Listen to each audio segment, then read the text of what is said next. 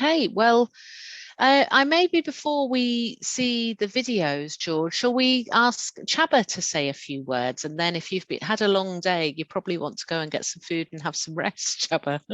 But yeah, do you want to share a little bit about how you found out about the program, what your experience has been previously, and then how you found it on the degree so far? Hello, my name is Csaba. I'm starting my year 5 in September, so just my dissertation left to do. I found out about the possibility of studying at the university when I was doing some volunteering at the Migrant Access Program when Olivia came to present the opportunity. And I went to 3 open days in person, because it was before the pandemic, so it was still in person back then. I went to 3 open days because each time I thought it's too good to be true, and it's exactly what I was looking for to study. So what we do, it's exactly the same as the full-time students, but we do it in 5 years instead of 3. It was a very nice experience. I'm hoping so. Next, when I finish in April, I'm hoping to find a good job to work on, to be more in line with what I'm studying. What else do you need me to say? So, well, you balance it around full-time work and family responsibilities and looking after a dog. Yeah, I'm also a full-time worker. I work 40 hours a week as a bus driver, and yeah, it was weird before I started studying at the university, because whenever I passed with my bus, whenever I passed the university and I saw students graduating at the uni, I always thought it would be so nice to see my kids one day graduating at the university, but never crossed my mind that I could be the one who will graduate. And well, yeah, next July, we should be the ones graduating. Looking forward to that. It's possible. Sorry, carry on. It's possible to work and study at the same time. It also depends on how fast you can study. In my 4 years of studying, I missed, I think, 2 or 3 classes. That's also because my employer was very flexible and helped me out to come to classes. It's possible to study. Depends also on how fast you can learn the information you need. But English is not my first language, and still I'm about to graduate, so it's doable. I cannot hear anything. Absolutely, yes. I was just going to say as well, you did actually receive an award for your extra contributions last week, didn't you? Do you want to tell us something about that? Yeah, I got an award for helping out as a learning champion from the university. It was a big surprise, and I was very proud to be there. Very nice. And very well deserved. And Csaba, I wanted to ask you, have you accessed any specific support while you've been a student or while you were applying to do your degree? No, I didn't. I know I have colleagues who have. Jen, she's got dyspraxia, and I know that she's one of my colleagues. She applied for help, but not myself. No. Okay, thanks. I know that the help exists, but I didn't have to ask for help. Yeah, it's good to know that if students do have any kind of additional learning needs or anything that they might need extra support with, or maybe need extra time for their work because of family commitments or work commitments, that's possible, because it's all adults studying together, isn't it? Yeah, it's also the libraries that for help. They can also help with the proofreading, with helping with the referencing and stuff.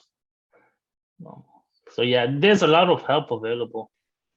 That's great. Thank you, Csaba. And my last question for you is, how do you feel you've benefited from doing the degree up to this point? A lot. My mentality, I think, is very different now to how it was before. Because now, even when I read articles online, I look at who's talking, who wrote the article, if it's a reliable source. And also, when I speak to my friends and I want to send out information, to send out articles, I don't send articles from people who I know are not reliable anymore.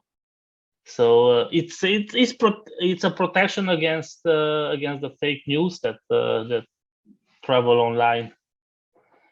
I'm not saying that I'm not fooled by fake news, but it's just harder now because if it's somebody who I know in the past has spoken a lot of rubbish, I'm not asking anymore. I'm not listening so much anymore.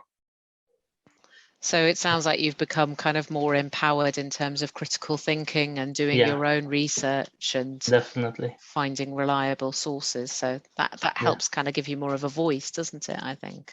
Yeah, it does. And I have more confidence when I speak now because I know that at least I'm trying to not use sources that are not reliable. And whenever my friends use these kind of sources from the beginning, I said, well, look at this person. This not reliable. I'm not listening. If this person in the past has spoken a lot of rubbish, why would I believe today that he's saying something true? Is it just a random, like a broken clock who says twice gives the correct time? Or is it so I'm not listening to unreliable sources so much. So yeah, the mentality changed a lot in the last 4 years. That's fantastic. Thank you, Csaba. We're really grateful to you for giving up some time this evening, because I know you've been busy all day. Has anyone got any questions for Csaba before he leaves us for the rest of the evening? Or comments or anything at all? Thank you. Oh, you're very welcome, Hello. Rachel. Hi. I wasn't going to speak tonight, but I would just like to say the guy that's just spoken, it's very, very impressive. Yeah, especially when you've got a full-time job, and I know it's difficult driving a bus all the time. As a passenger, I use the bus a lot. I have a disability, so I always need the ramp putting down. So I would just like to say that I'm impressed with your efforts, and it's more difficult if English is a second language as well. Thank you. I just wanted to acknowledge that. Thank you. Yeah, it's not easy, and I think in general, I think employers should help their employees to study with the time to attend classes, because in the end it's in the advantage of the company as well. The way I thought, I work for First. It's a big company, and since I started university until now, probably like 500 maybe even more employees started and left the company. So if I leave because I studied at the university, I would be 1 in 500 who left for this reason. And it's more of a reason for pride for the company than a loss when I will leave, because the company also, and employees also know that it's not easy to have an employer who's flexible, and I can be an example. And yeah, they were very helpful. That's very good to know, Csaba, and thank you for that comment, Anastasia. And also, the classes, they are between 6 and 9 o'clock in the evening, so many jobs finish before that. Yes. So the time it's good for for many jobs. And what kind of jobs are the peers in your year of the course doing, Csaba? Do you know the sort of employers people have got? I have a couple who work for schools as teachers. One colleague works for the army. I have a few who work for the NHS. And a few others who work for private companies, different private companies. So a wide range, but all Yeah. mature students, and many of them will have families as well as Yeah, work most of us. Yeah. responsibilities. Yeah. Almost everyone. Thank you, Chaba. Has anyone else got any questions for Chaba? No? Okay. Well, thank you so much for joining us this evening. Thank we you. really appreciate you. Oh, Barbara, did you want to say something? Yeah, I just wanted to just bear with me. Turn this off. All right. Right. So it's just a quick question. Does Shaba do business management? Does Yes. it study? And what made him study business management if he does what he does currently? What drove him? That is why I'm studying business management and leadership. And I studied this because well, it's in my interest. It's a big variety, a big range of jobs you can have. So not only as manager, also you can work as a in statistics, in the supply chain management, data analyst, project management. It's a big variety of jobs you can have at the end. And what was the requirements? What was I didn't need any diplomas from my past studies to prove. I just had to take an English and a maths exam after I got my after I was accepted at the university. So it was how is it? I'm a bit sorry. I'm a bit nervous as well. It was a conditional acceptance from the university at that moment. The condition was that I would pass my English and my maths tests, which were not very difficult, but were not easy either. So again, it's a university. It's a bit. The requirements were not very high, but it's not kindergarten either. So. Oh, that's great. Thank you.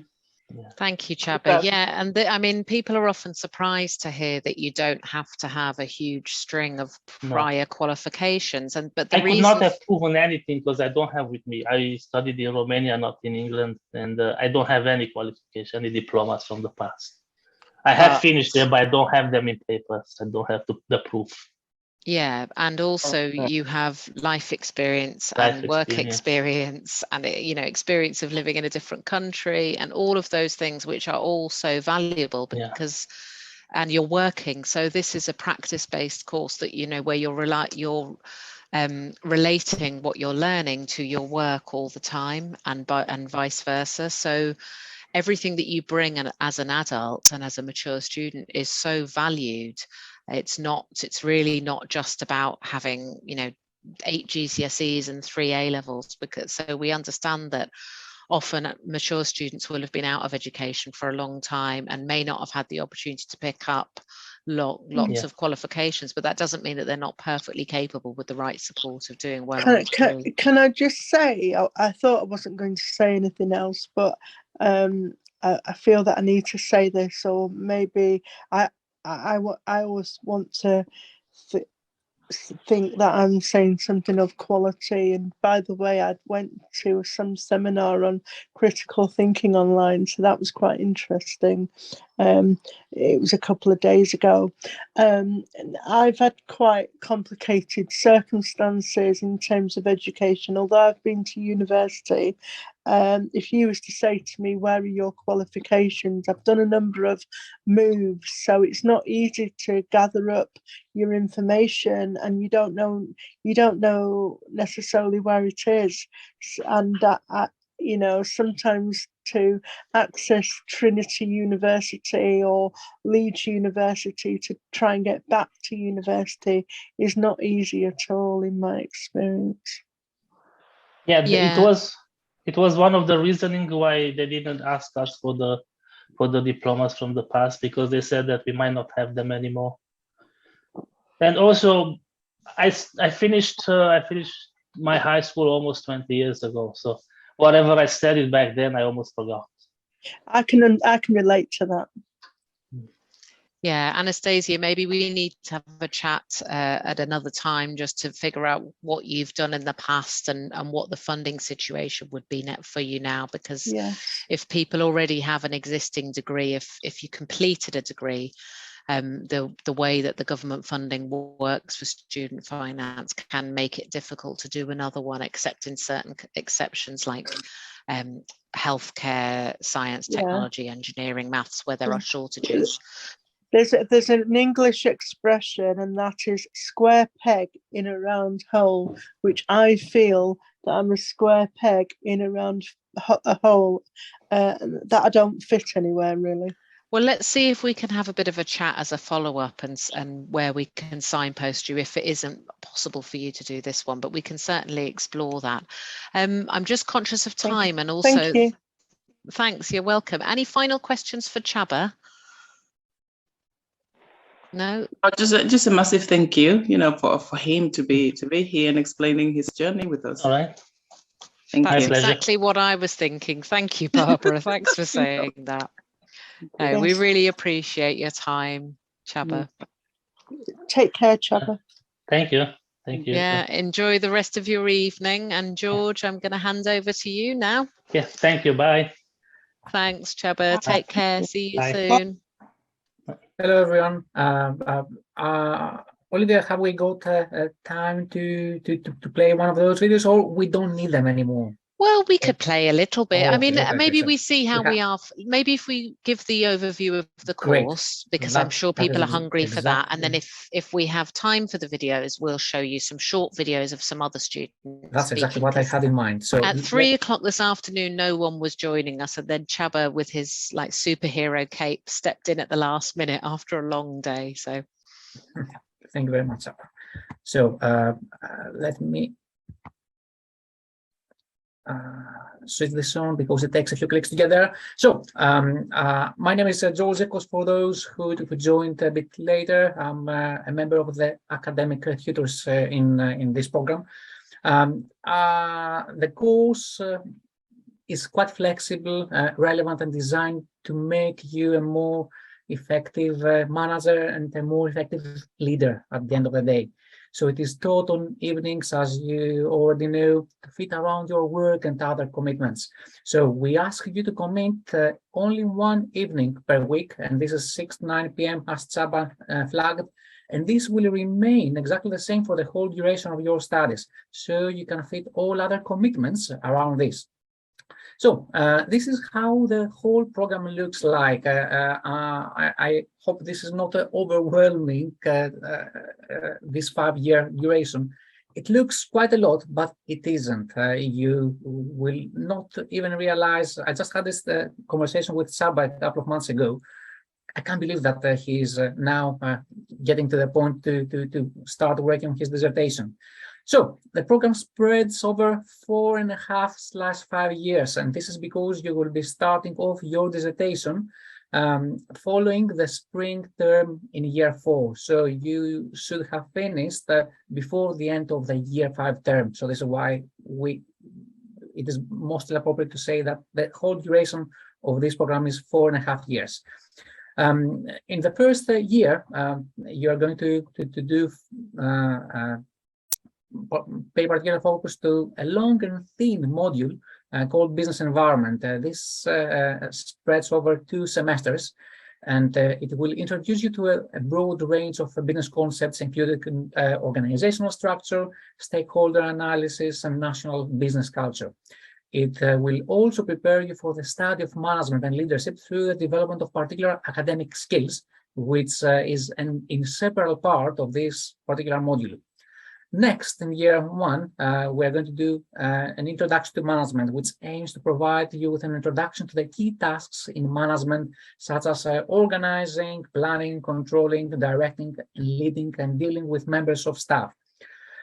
Business ethics is another very, very interesting module that will give you the knowledge and skills to understand how businesses are responding to current ethical issues.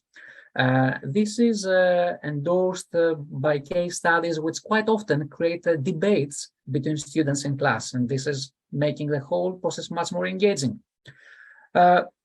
Already, you have completed the first year. Let's move on to year 2, which takes you on a journey to particular functions within organizations, such as human resource management, marketing, finance, via the Intro to Business Accounting module.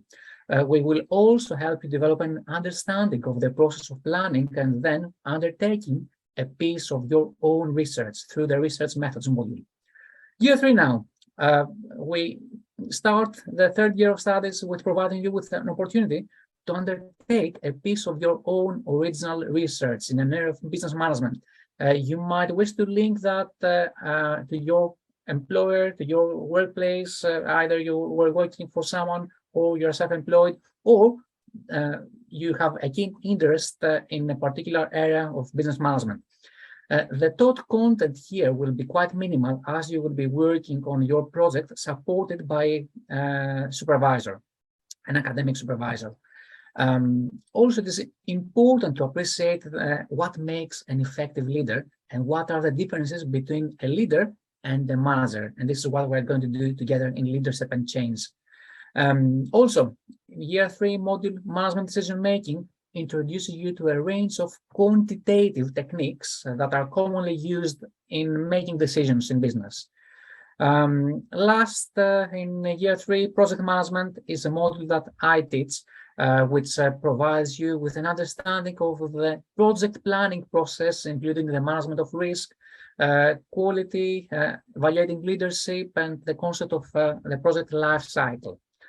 Now, you have already accumulated sufficient knowledge and developed particular skills to move to a strategic level of the business environment. And this is what we're doing precisely during year 4.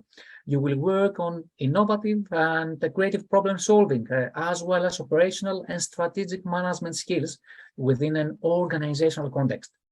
Last, the taught program will conclude with another module that I teach, namely management consultancy, which brings together all knowledge that you have accumulated in a single point of reference. Year 5 is an opportunity for you to consolidate and apply your learning through the design, implementation, and presentation of a substantive research project, what we call a dissertation, a very, very original individual project which you are going to work with a dedicated academic supervisor. So we are experienced in providing education to audiences of mature learners, and our groups are quite diverse. We've got people working from a variety of different organizations, or not working and currently looking for work. For us as educators, it is a whole different world, because we are working with people who have made an informed decision to be here with us. There will be challenges in this learning journey, but you will be getting all the support you need, and we are proud of the quality of support that we can provide to mature audiences of learners. In terms of teaching and assessment, teaching is delivered in a quite relaxed atmosphere. As we said, 1 evening per week, 6 to 9, and you will be developing cordial relationships with your peers, who will eventually be your valuable support network. There will be opportunities to invite guest speakers in our sessions, and we will be making our best in order to make this particular time in the evening an engaging one and an interesting one. We are mindful about the accumulated tiredness that people might have at that time of the day. So we have shaped this particular program for people like you who will be fitting their study around all other commitments. Assessment takes place in various forms. We might ask you to sit exams, submit written reports, essays, case studies, work as individuals as well as part of a group, deliver a presentation. There's a diversity of different assessment methods across the program. That's really what I had to say. I'm open to any questions that you might have. Thanks very much, George. So just a bit of a whistle-stop tour of the course and the different modules that you study across those years. Has anyone got any questions for George at this point? Yeah, I've got a question. What is the workload like across each year? And how much time do we have to complete each essay? Workload. There is a workload model that each module communicates in what we define the module catalog, but just on the top of the top of my mind, if you attend all sessions and dedicate a few hours per week on your work assignments, etc., you will find a very good balance between all other commitments. Workload is expected to slightly increase before the submission of assignments, obviously. Perhaps you will need to dedicate, for example, some people commit the weekend before submitting their essay, their reports, or all other assignments. There might be circumstances that imply that you struggle with a particular deadline. There is also support for that occasion, so you might be granted an extension if you are really struggling with finishing off an assignment. We appreciate and we do know that there are all sorts of other things that are taking place other than your academic studies, and we want to support you get there. Thank you. You're most welcome.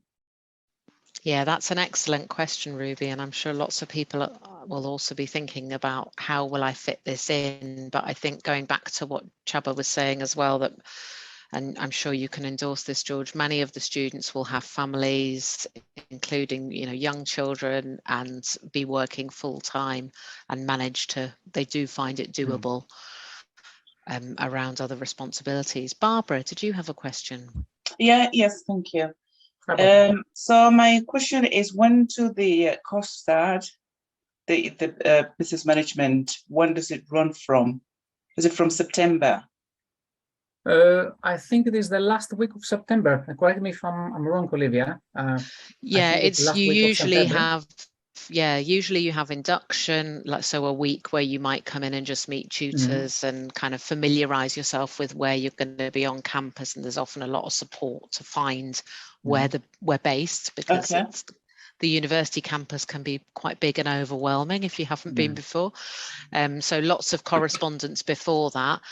Also, what people often don't know is university terms are much shorter than school terms. So you will start your classes late September, beginning of October. They'll run through until, what would you say, George, about the second week of December? That's mid-December, yes. Yeah, about the second week. And then you have a month off for Christmas, where you're usually, you know, obviously you have some time to rest, but also some time for assignments as well to hand in January. And then you'll start again with classes in late January, have a month off at Easter and finish around sort of mid-May. So the university terms are much shorter than the school terms. So for those of you who've got children in school, you'll notice that you're not in university generally when the children are not in school. Just to follow up what Olivia said, our main aim for every new student group is to make this transition to the university a process that is as smooth as possible. So we are going to spend a lot of time in familiarizing yourselves with all the university infrastructure, the systems, Minerva, for example, where the reading list is, how do I submit an assignment? So we're going to make particular efforts to make this transition to the university as smooth as possible. There is infrastructure and the support available for this reason. Olivia. Hello. Hi, Anastasia. Hello. Two questions. The first question is, who funds the course? And the second question is more straightforward. Is it possible I could have a conversation with you, Olivia, at some point? Yeah, if you stay on at the end of the session, Anastasia, and we can have a quick chat, and then if we need to follow up, we can arrange a time to have a deeper conversation. I'm going to say something about student finance towards the end, but just very briefly to say, if you meet the criteria for a student loan from the government, Student Finance England, then the fees are paid through that loan. They go directly to the university, and then you must start paying that back when you're earning over a certain income threshold, which at the moment is 25,000. Sorry, it's 27, but it's going down to 25. And the criteria is things around your immigration status and leave to remain in the UK, and whether or not you have an existing degree from the UK. So if not, that complicates it a bit, so that we can have more of a chat about that at the end. I qualify for DSA. Right, well, let's have more of a conversation about that at the end of the session, if that's okay, Anastasia. Thank you. Thank you. And Sophia, did you have a question? Yes, I do. Can you hear me okay? Yes. Can hear you. Oh, brilliant. Yeah, so I saw that there's going to be assignments and exams. Is that 50-50, or is it more assignment heavy to exams, or does it depend like what year or what module it is? Can I pick up this question? So exams are present in just a couple of modules during the duration of this program. So it is a variety of different assessment methods. It depends on the module. For example, when it comes to project management, year 3 module that I teach, the first assignment is a feasibility study, and the second assignment is a project plan. So I haven't got any exams there. When it comes to management consulting, another module that I teach, we've got an essay, and I've got a briefing paper and a presentation.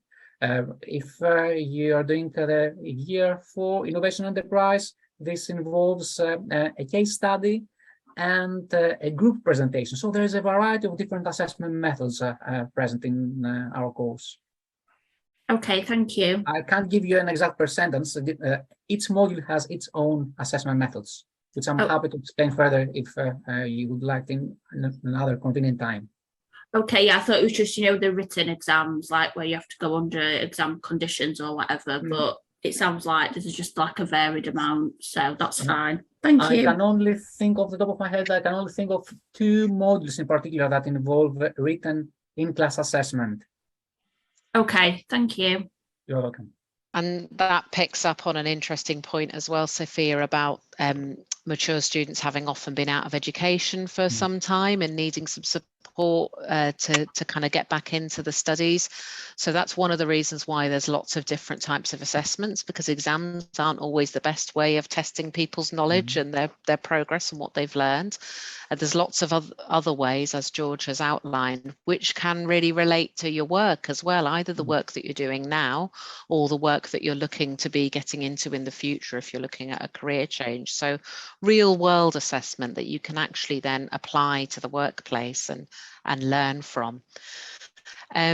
We've also got some questions in the chat. So Shaista's been asking about whether sessions are taught online or on campus. I think I've answered that correctly. We're now back on campus face to face, aren't we, George? Yes, the default position is that we are delivering this program face to face on campus. We are absolutely comfortable to switch to online learning if there are particular circumstances, for example, increasing infections, etc., etc. We have tested that, but I just need to flag that all face-to-face on-campus sessions are being recorded. So just in case anyone can't attend an evening call or a few evenings because they are unwell, because they've got other caring responsibilities, for example, there is an opportunity to catch up with the recording and the material that has been shared during the particular session. So you are not going to fall behind just because you couldn't attend a few sessions. Thank you, George. Yeah, that's another thing that's very useful to know, because we, being a lifelong learning centre and dealing predominantly with adults, mature students, tutors are very aware that life doesn't stop just because you start a course. So there may be circumstances from time to time that mean you can't attend. And to answer your question, Liz, how often do we attend lectures?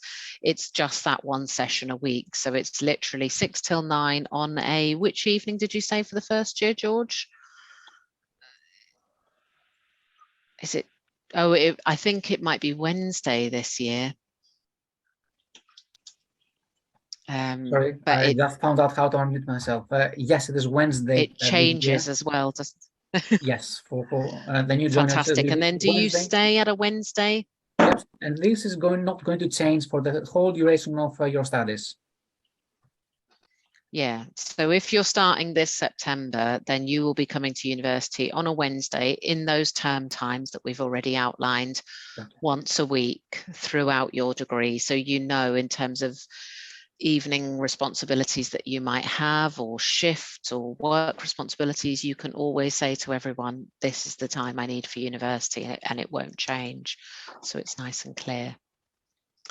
Liz, you've also said, I have diploma from my country in English from this country. I don't have maths. Will I be accepted onto the course?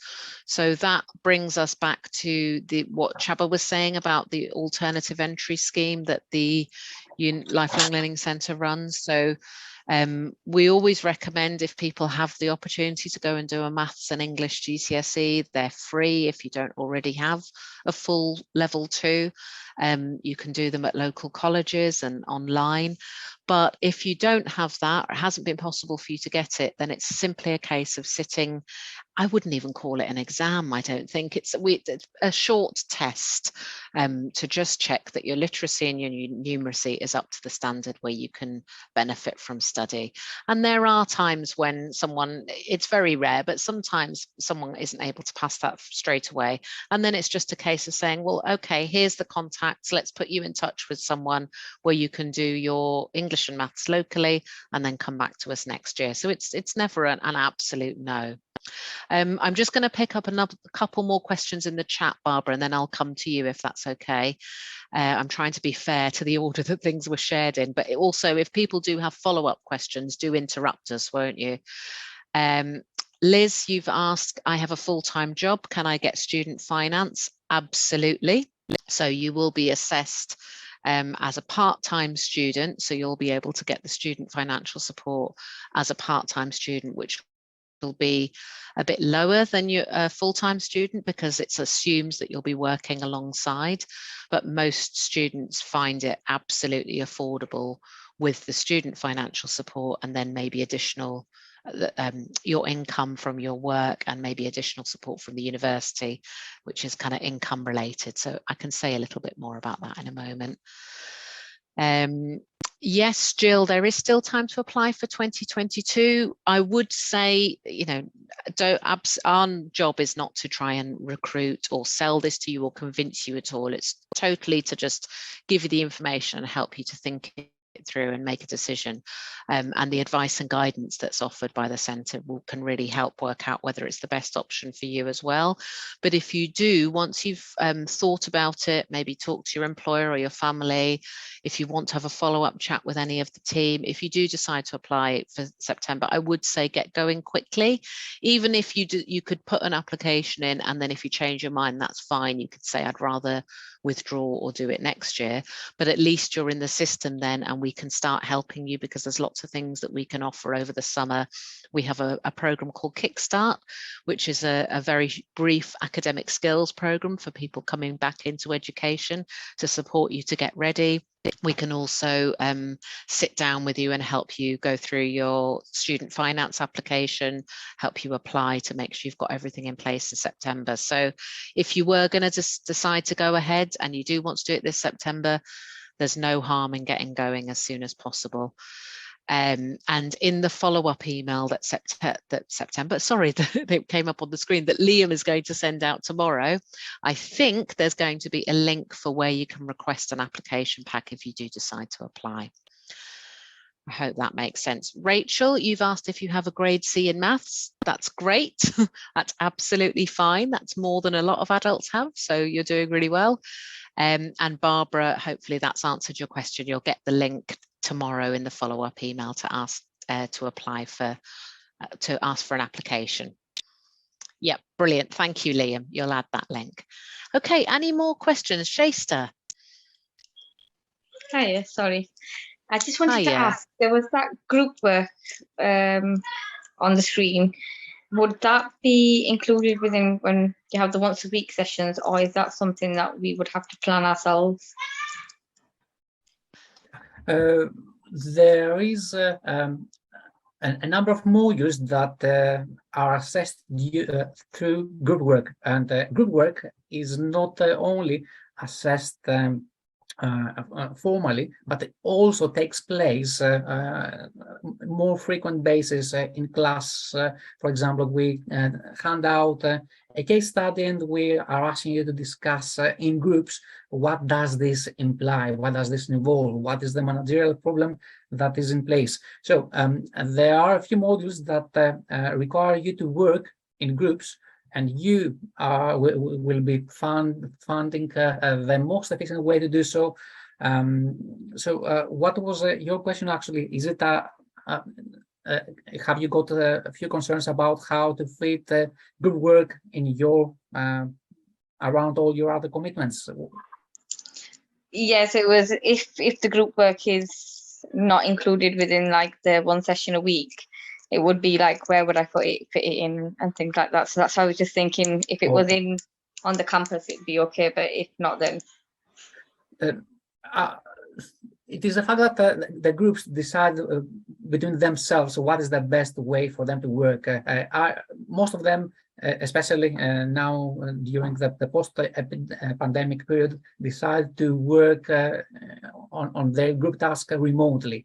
So this is what my experience says. But others, for example, decide to meet half an hour before the session starts, just to give them some time to convene face-to-face together. So it is up to the group to decide how is the most efficient way to meet and address the task that has been given to them.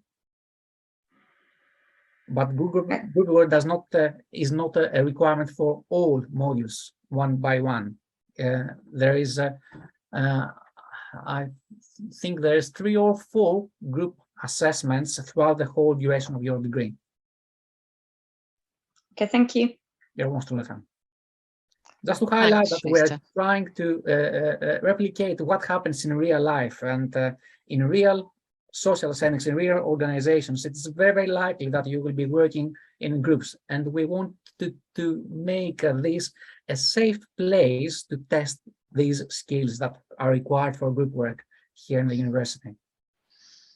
Yeah, I think that's a good way of looking at it. And also there's this perception that it's university, so it's all going to be lectures with 300 people and someone at the front speaking, but actually this is a course with mature students who all bring their, as we've said, your work experience, your life experience. You bring an amount of knowledge and you can be talking about the project that you've been working on in your workplace. So the sessions, I think I'm right in saying, George, are very interactive. They're classroom based, they're discussion based. So you will be doing group work as part of that 3-hour class for, you know, for most weeks, depending on what the module is. And then, you know, if you happen to be working on a group presentation, you may need to connect with your group out of, and that would be part your hours that week where you would be doing your extra work. Because as George has said, there's always a few additional hours of reading and doing some work each week.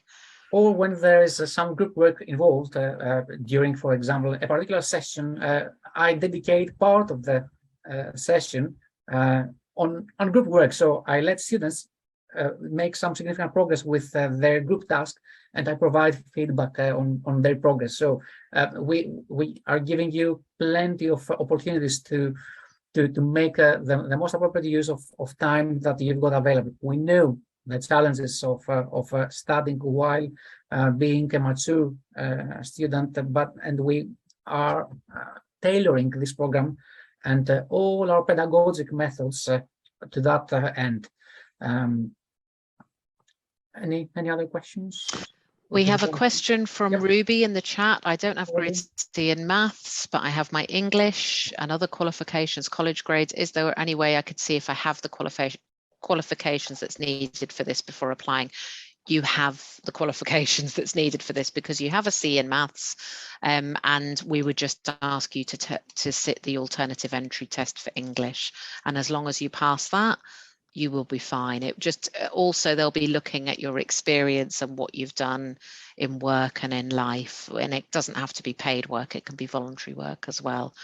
So Ruby, it sounds like you'll be fine. If you're looking at applying, definitely apply, because all that happens then is you're invited in for, the letter or email will say an interview, but really it's an informal chat with the programme team, one of whom is George, and you've seen how friendly and informal he is. So it's a chance, as much like any job interview, for you to check that this is right for you, as well as for them to make sure that you're committed to the programme and you really want, and it's the right programme for you, because we don't want anyone to start and then, you know, it not be right. And that's what our advice and guidance is about as well. Rachel, you've got a question. Typically, how many students are on the programme each year? George? Our average cohort size is between 18 to 28 students. So it is a pretty much small groups that make up our classes. So it is not resembling at all the vast lectures that the university in principle delivers to 200-300 students, and it is not a lecture per se. Our sessions are very, very much designed for mature learners, so they are interactive, they're engaging, and they allow plenty of opportunity for reflection on your life, professional experiences, which are invaluable asset to our course. So, but on average, 18 to 28 students. And that's a nice number. So what tends to happen is people get very close. I mean, maybe if we have time to show one or two of those videos, yeah, George, because I know at least one of the students mentions the WhatsApp groups that they form and that how they keep in touch with each other. I think that's one of the sort of unintended benefits of maybe going and doing a degree in later life. Often people go in with very clear ideas of, I want to do this because it's going to get me a better job, or I want to help my children with their learning, or for whatever reason, but they don't necessarily anticipate the social side, and that you're going to meet some great friends because you're going to be supporting each other through your studies for 4.5 to 5 years, and you're working with the same small group of adults, and you're working alongside people with all sorts of different life experiences and work experiences, so you really learn from each other as well. I'll be quiet now and let you play this. Oh, George, have you enabled sound when you shared the screen? I have. Fantastic. I'll be quiet now then. This is Leila, who has just graduated, and we are very proud of your achievements. So enjoy.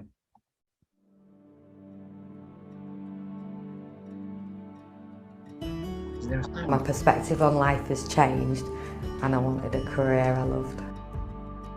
I'd come back from maternity after having my first child, and I was going back to work part-time. As I drove to work on the morning, I used to often wonder what I would do once my children were at school. I heard the advert for mature students at the University of Leeds, and this is what sparked my interest. I didn't know how it'd work. If the course was through the day, who would have my little girl? I didn't know that I would be able to secure funding to pay for the course, and I attended the interview, which was in a really relaxed atmosphere with no pressure, and decided to apply from there. Since joining, I knew I'd not made a mistake by returning to education at an older age with small children. I balanced study by being organised, utilising help from family and friends. The Lifelong Learning Centre is a lifeline to get back into education at a later stage in life. It is a manageable amount of work, and I've got through it.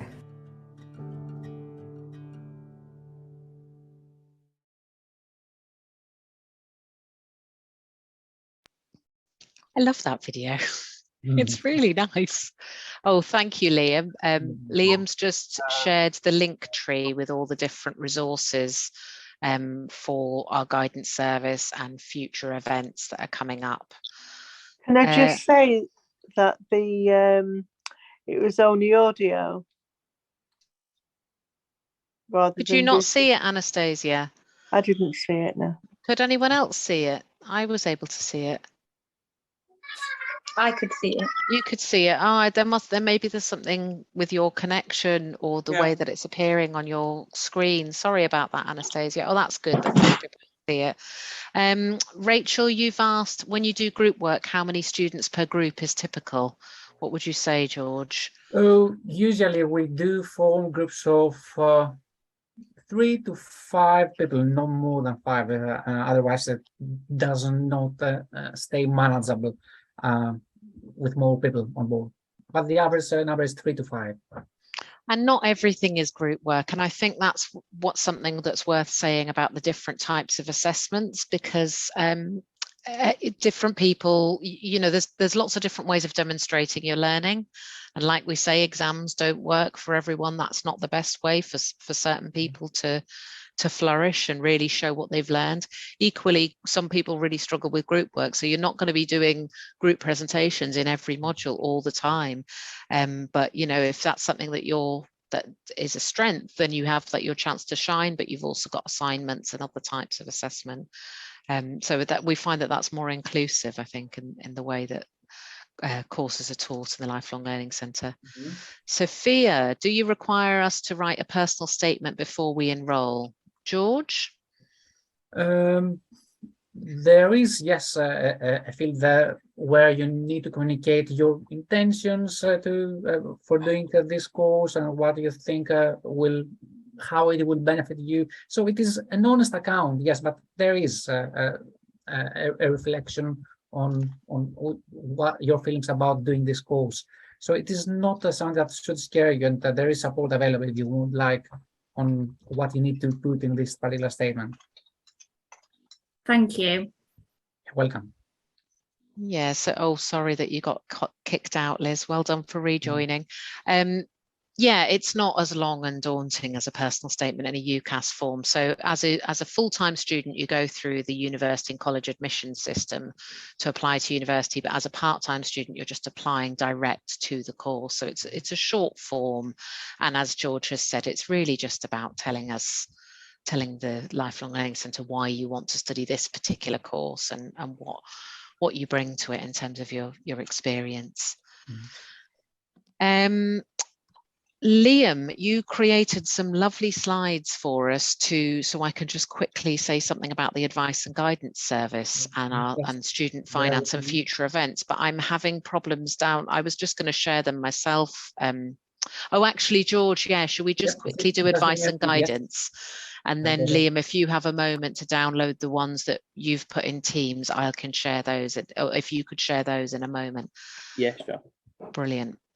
Okay, so this is the advice service that I've been mentioning a couple of times. So this is the lovely Denise and the lovely Mohammed, who are both very experienced adult careers advisors.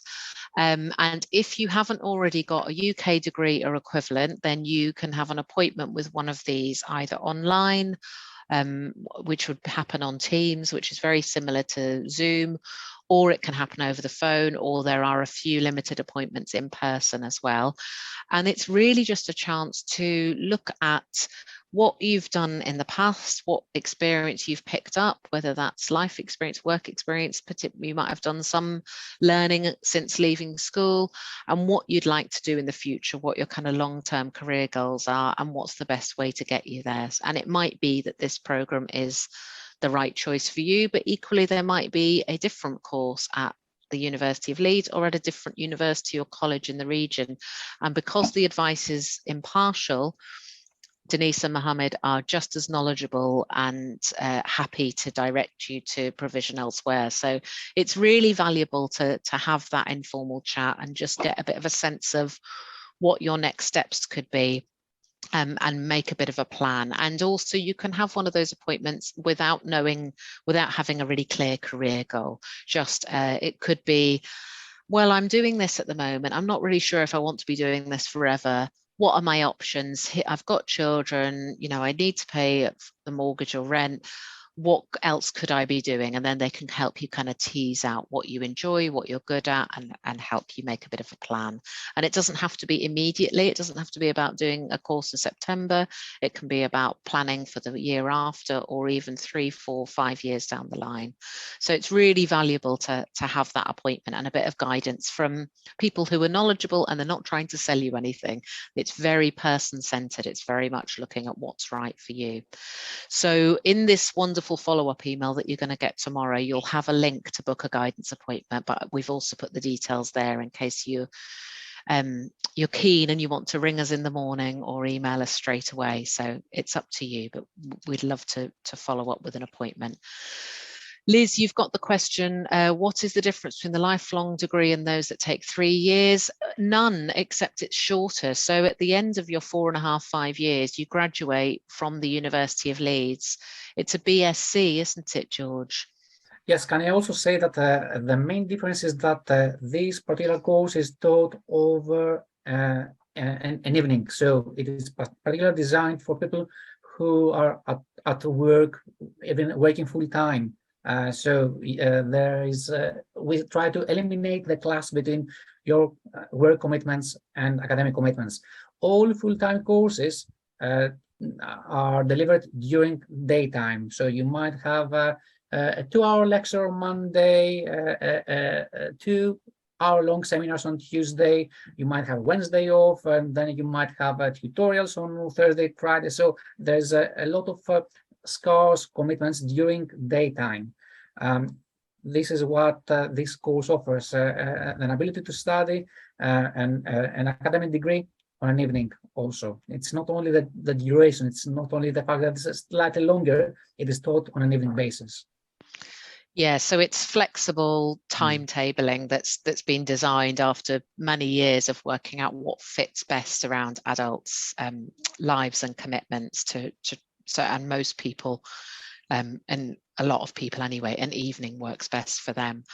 Thanks, Liz. But the important thing is that at the end, you graduate with a BSc in Business Management and Leadership, exactly the same as any other graduate of the University of Leeds. So you've got that really well recognised, valuable degree. You've just done it over a longer period and hopefully in a way that fits around your commitments. Thank you for that. I'm not sure if we've got any more slides on there, George, that we need to mention. Oh, thank you. So this is a session that's coming up tomorrow evening. Because we don't have a huge time really to go into student finance in great detail now, but just to say John Lees, who's a real finance specialist in the Lifelong Learning Centre, and Paul Devlin, our student support officer, will be running this session at the same time tomorrow evening. Well, 6 till 7:15. Again, it's on Zoom. You'll get the link in your follow-up email if you want to register for it, and it will probably answer a lot more questions, the nitty-gritty of student finance. So both the fees and also the financial support with living costs that you may be entitled to, what's repayable, what isn't repayable, additional support for things like childcare, disabilities. So if you'd like to know more about student finance, it's really worth going to that. And hopefully, I think they might be recording it if you can't make it. But yeah, it will be really useful. Thanks, Liam. And then if you'd like to, oh, brilliant. Well, Liz, if you want to attend it, when you get the email, just click on it and quickly fill in the form. It shouldn't take more than a couple of minutes, and then we know you're coming and we can send you the link. And if you've enjoyed tonight, but you'd like to come and kind of see the campus and actually meet some people who work at the Lifelong Learning Centre, we're having an in-person event on Wednesday, the 3rd of August. I know it won't suit everyone because I'm sure many of you work full time in the day, but if you're able even to pop up from town on a lunchtime, we're only like a 10-minute walk up from the Merrion Centre in Leeds City Centre. Wednesday, the 3rd of August, there's a campus tour on, oh, thanks, there's the link to sign up for the finance session tomorrow night. Cheers, Liam. Wednesday, the 3rd of August, campus tour at 11 o'clock. Then there's going to be lunch. If you want to stay for that, lunch is provided. And then a studying as, the other way around, studying as a mature student session, which is generic, kind of getting some of your questions answered, myth busting a little bit about people often worry that they may be too old, or they've been out of education for too long, or they won't be able to do it because of their commitments. It can help reassure you with some of that and hear from some more of our mature students, as you heard from Chaba this evening. And then lunch is provided if you can stay for that, and a bit of a look around the campus. So you're welcome to come to the whole thing, or if you can only make a little bit of the time, you can come to one or the other, or lunch. And children are welcome. It's a family day as well, so we know it's in the school holidays, but it's just a chance to pop in if you're able to. So thank you. So Liam's also put the link to that event in the chat. Any final questions before we wrap up our session this evening? Shasta. Hi, sorry, this is going to be a really random question, but I was just going to ask, is parking free on the campus during the time that the sessions will be running? It's an excellent question, and we've got good news for you. Yeah, I think they lift the restrictions at about 4:30, do they, George? Yes, so there is free parking to our students. There are lots of space to park your car, either in the multi-story parking or somewhere off street, within the limits of campus, of course. So, but parking is free during that time of the day. Thanks, George. Okay, that's fine. Ruby, you need to go. Thank you very much for joining us. Well, we will be finishing in a couple of minutes. So just to follow up on what George said, yes, when you become a student, you can register your number plate with the car parking in the university, and then that means that you get free parking after 4:30 on a weekday and at weekends, which is really handy for Christmas shopping. So you can park at the university at weekends as well. Rachel, did you have a question?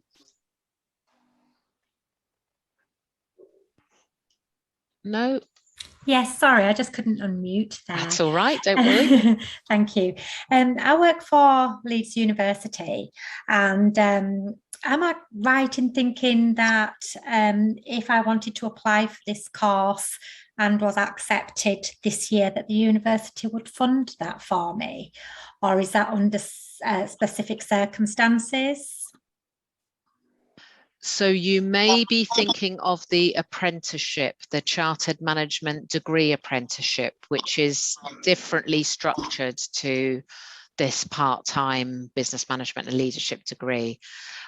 George may be able to say something more about that than I can, but with this one, you'd be funded through Student Finance England. So you apply to the government for a loan, that pays your fees, and you only need to start paying that back up when you're earning over 25,000 when you finish your course. Thank you. Thanks. Can I ask a quick question, please? George, do you just want to say you're getting visited by your children, aren't you? I can tell. Yes, Thomas, the train has just finished, and I need to entertain him with something else now. Okay, but can you say something very briefly about the apprenticeship? Yes, Barbara's question. This is a different degree and a different mode of delivery. So this is taught for over a block teaching mode, which means that you do spend a week in the university. Every 6 weeks. You take some percentage of your work, Rachel, off your work, and this applies only to people who are working for the so-called levy-paying organizations. This is a particular government scheme. We can can we send Liam some links to about the SIMDN course as well? Yeah, or a lot of the same staff are involved in teaching both. So you could just start off, because I don't think there's another block of the Chartered Management Degree Apprenticeship starting for a little while. So if you like the sound of this one, you could maybe put an application in for this, and then you'd be invited in to speak with someone from the team who will also be able to talk about the apprenticeship.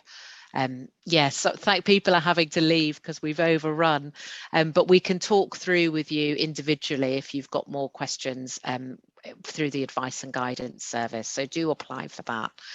I hope that's been useful. I'm really conscious that we're 7:10 now, and we said we'd finish at 7. So unless anyone's got any final questions for George, I think we'll bring the session to a close. Nice to meet you, George. Nice to meet you, everyone. Thank you very much. Thank you all very much for joining us. I hope that's been useful and you've had some of your questions answered. But as we've said, there's the session tomorrow night for those nitty-gritty student finance questions, and also the advice and guidance service. Olivia, can I, is it possible to speak to you for a few minutes? Sure, yeah, I'll stay on to have a chat with you, Anastasia. Thank you, Sophia. You're very welcome. Rachel, I hope that answered your question. And yeah, thanks for joining us. good luck in whatever you decide to do, and we hope that we will see some of you in the future. Take care, everybody. Yeah.